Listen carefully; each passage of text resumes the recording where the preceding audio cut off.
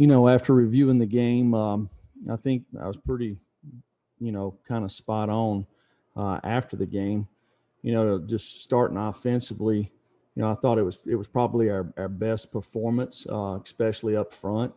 I felt like we really kind of dominated the line of scrimmage there, created some explosive plays in the run game. I thought our backs ran extremely hard, and I thought our tight ends blocked well, and we blocked well on the perimeter. We created some explosive plays in the throw game. We were better on third down. I thought we'd done a nice job getting in manageable third downs when we got behind the sticks a little bit. The one of the biggest plays in the game is obviously the interception down there. We kind of dominated the drive going down through there and made a mistake, and which turned in for points for the other team. I thought defensively, with the exception of one coverage, we made a mistake on there, and made a couple of mistakes on third down. I thought with the different things that they gave us, it done a pretty good job stopping the run. But to me, the big difference in the game defensively is getting off the field on third down. Couple of third and 4 and 5s there that we didn't match some patterns the right way. Had a couple of chances to finish on the quarterback and didn't. They extended plays, and then in the kicking game, we really didn't create an advantage. We had one really good kickoff return, and we had one really poor one. I thought our kickoff coverage was fine. And then I thought Paxton Brooks continues to punt the ball well. And so that's a positive. So just looking at the game, I felt like from a effort, toughness, competitiveness, thought our kids tried to play for 4 quarters, play together, and tried to find a way. But we still, there's probably 6 or 7 plays in the game that were the difference in the game that, we need to be on the other side of, and we wasn't. So with that, I'll take any questions about that game. Questions? We'll start with David Pascal, then we'll go to Jimmy Himes. Jeremy, with Vanderbilt up, can you just talk? Vanderbilt seems to be playing its best ball of the year. When you talk about your team, I mean, was Saturday one of it? I mean, you said it was its best offensive, but if I ask best ball of the year, do you go back to Missouri game? No, we played much better in this game than we did Missouri. To me, offensively, I think if you look at us over the course of the season, if you take away turnovers, we have a thing that we call it a War Daddy board, but just trying to figure out did these guys play the right way? So to make that board every week, you got to play the right way. You got to play, not have very many mental errors, play with toughness, effort, just compete the right way. So, as the season has went, to me, we've had more guys on that board. The one thing that, to me, that has really kept us from being where we want to be is we've made some critical mistakes in some games that has kept us from doing that. When you look at Vanderbilt, spent a lot of time on them yesterday, and I think offensively, they're spreading the ball around. They're playing fast. I think they got really good running backs, playing with a young quarterback that has gained some confidence as the season has went. Got good playmakers on the outside. They played really good against Florida. Had a chance to beat Mississippi State there a couple of weeks ago. So, Derek's teams always play hard. I think he does a really nice job getting the guys to believe in what they're doing and playing hard, and they always have. What's the Emerson update following the other night? Coming out of high school, Greg had a really bad injury. He didn't get a chance to play his senior year, and he just got a little bit of a twist there on an old injury. I think he'll probably be day-to-day this week. Thanks. Jimmy? Jeremy, as far as Eric Gray, it looks like he's becoming an elite running back. What makes him special? Is it his balance, his speed, his vision? What are the things that makes Gray so good? Well, I think when you look at his preparation, him and Ty and the whole running back group, those guys are really good competitors. They compete every week. They compete every day at practice. They're really good students. They're good leaders, so they try to do it the right way. And I think Jay's done a really nice job with them, continuing to kind of take them to the next level there. And I thought Saturday was probably Eric's best game. I thought the touches that Ty had, I thought Ty had a good game too. And in regard to the pick six, I saw Garantano. It looked like he was checking when he went to the line. Was he checking to a different play, or was he just calling the pass protections there, Jeremy? No, and that was an RPO. We obviously were late throwing the football, and he knows that we can't do that, and just made a mistake. We'll go Austin Price to David Ubben. Coach, I know you normally get the round of testing back on Monday. Everything clean with that? It's one of the reasons we didn't practice yesterday. Just if you look within our conference, it seems like some of the teams that have traveled the week before, we've been fortunate this year, but just kind of from a precautionary standpoint, we didn't practice yesterday so we could get this testing back today. It's still coming in. So as we get the final results, we'll have a little better idea this afternoon. David? Jeremy, how would you assess what you've gotten from your safeties this season? And when you look at some of the coverage busts that have come up the last couple of games, why are those things happening? Well, I think you can look. I think Jalen McCullough and Trayvon Flowers have played really good ball for us over their career. Jalen missed the entire fall camp, and he's just a sophomore. He got hurt against Missouri, and he's played the entire year with an injury, so their practice time has been cut down. Same with Trayvon. These guys are practicing 1 or 2 days a week, just precautionary to make sure we protect them. I think because of that, there's probably been a few things there. It's not like there's a ton, but when you turn a guy loose, the fastest guy in the country there, it's hard not to hit him, right? And at that point in time, the game's 10-0. And, I got to do a better job getting these guys prepared. This is not unusual. We've had guys over the years that maybe based off an injury to protect them down the road, we limit their reps during practice. So it's just something that we as a coaching staff need to do a better job so these guys are prepared a little better. And pass protection, how would you assess how you guys have done there, specifically with Darnell and Wanye at the tackle spots? I thought this week we actually done a pretty good job. Our running backs, the one thing, our running backs ran the ball really well in the game. I felt like we didn't protect as well there as we needed to. And that's something that we've got to work on this week. We'll go to Blake Topmeyer, then Nicholas. Jeremy, you talked about the interception a little bit, but overall, after reviewing things, what was your evaluation of the way Jarrett played on Saturday, and how open do you see that competition being this week?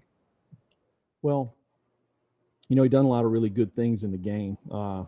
Made a lot of good checks for us that got us in the right runs. These guys were shifting in and out of fronts, and that's important at the quarterback position. If you want to be efficient running the football, you got to make sure you're able to run it in the right fronts.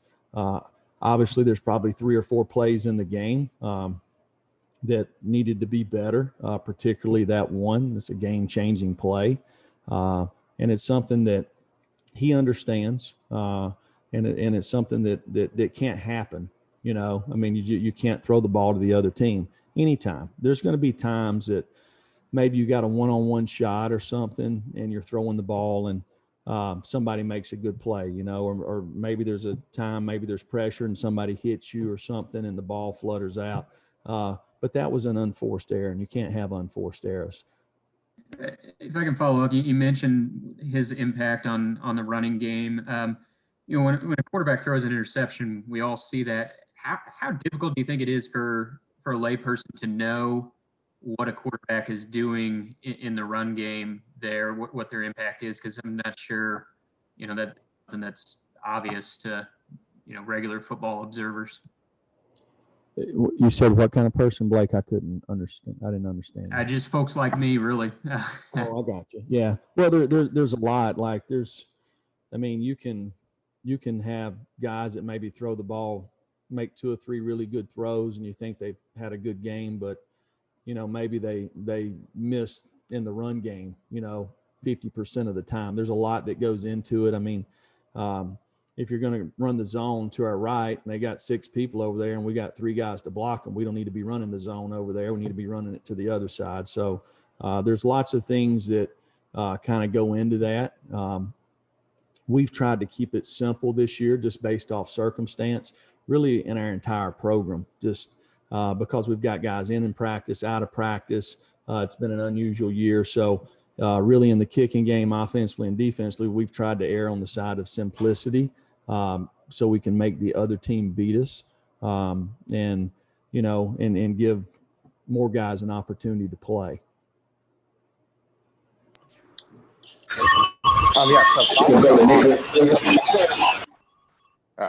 Following off the previous question a little bit, just after reviewing the film from Saturday, what was your assessment of Harrison Bailey's performance in the fourth quarter, especially on that touchdown drive? And just talk about his development from the time he stepped on campus, considering the weird offseason that you all had to now in terms of his development as a quarterback. Right. So I think if you go back to the Kentucky game, I think Harrison got in one drive there. I'm not sure how many plays, maybe 8 to 10 plays in that game against Arkansas. Probably very similar, might have been a little bit more, maybe 10 to 14. And then Saturday, I think he got in 2 drives there. The one thing about him that I've really liked is I've liked his presence. He seemed to be pretty calm. He stepped in there and made 2 or 3 really good throws. Not all of them were caught, but he made 2 or 3 good throws. I feel like he kind of took what the offense gave him. If you go back and look, one thing that I really liked about it is the fact that he didn't really get any live reps much during fall camp. So these are kind of like his opportunities. And I thought he's taking advantage of them, so it gives him confidence moving forward, which is important for him, and some experience there playing on the road.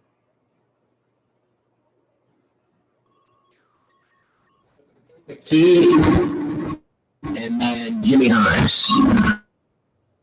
Coach, when it comes to pass coverage, how would you assess your secondary and linebackers' ability to recognize things pre-snap recognition?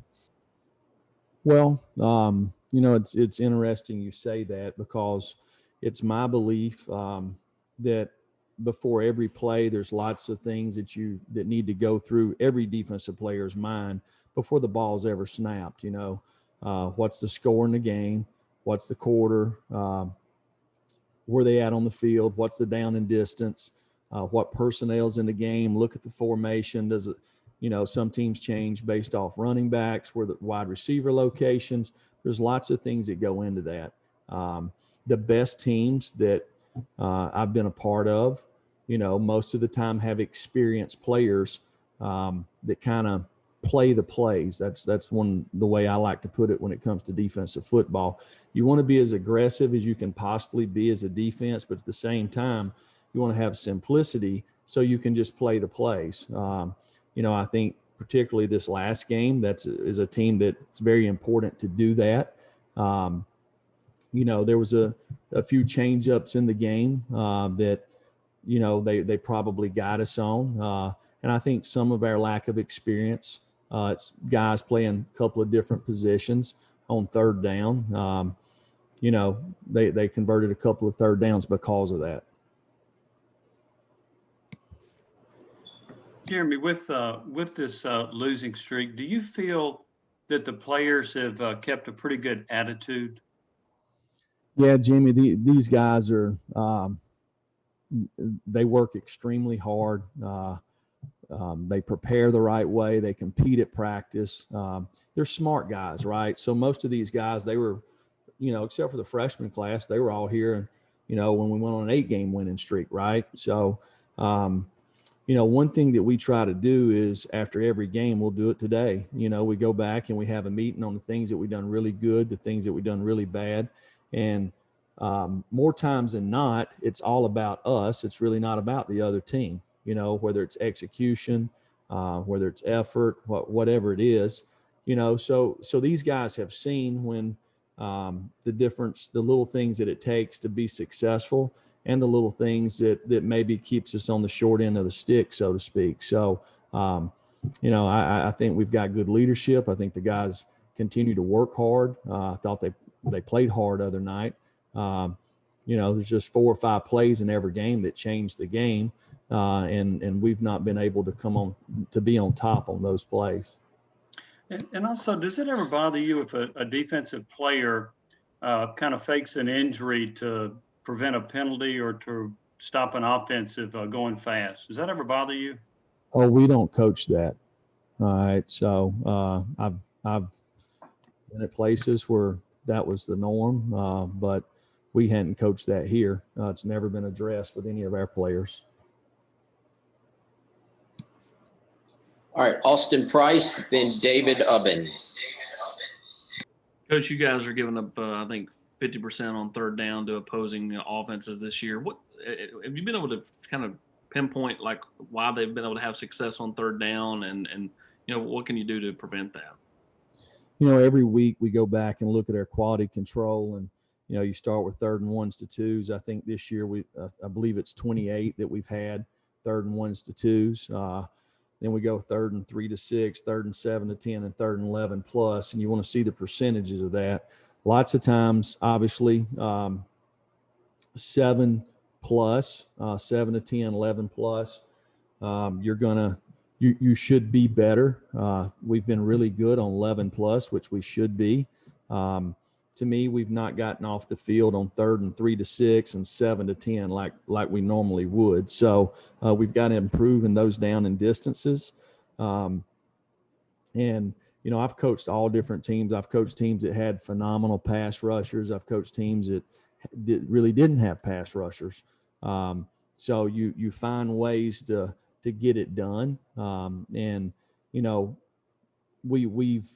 We have struggled in that this year. And in the next week, this will be important. Getting off the field on third down. It's been important every week, but we've got to focus and improve there for sure. David. Jeremy, some of the big plays, obviously the interception at the goal line this week. What's kind of your staff's understanding for why those things sort of continue to happen with Jarrett back there, that when he's played as much football as he has? Kind of what do you sort of see as the common theme with some of the mistakes that Jarrett's made this season? Well, I just know just particularly that when they're going all the way back, but just threw the ball late. It's a bang bang deal. It's a run play. If it's there on the pass, you give it to them. If it's not, you throw it away. It's pretty simple. It's 13-10 ball game there. Ends up being at least a 10-point swing. Could have been 14 points. So it was a big play in the game, obviously. And can't do that. It's obvious, right? Just can't make those mistakes. Eric Kane, then Matthew Ray. Jeremy, Warren Burrell got the start the other night and got a lot of run out there at quarterback on defense. How would you evaluate his performance against Auburn? Warren's played really well the last 2 weeks. It's really the first action he's seen, a lot of action this year.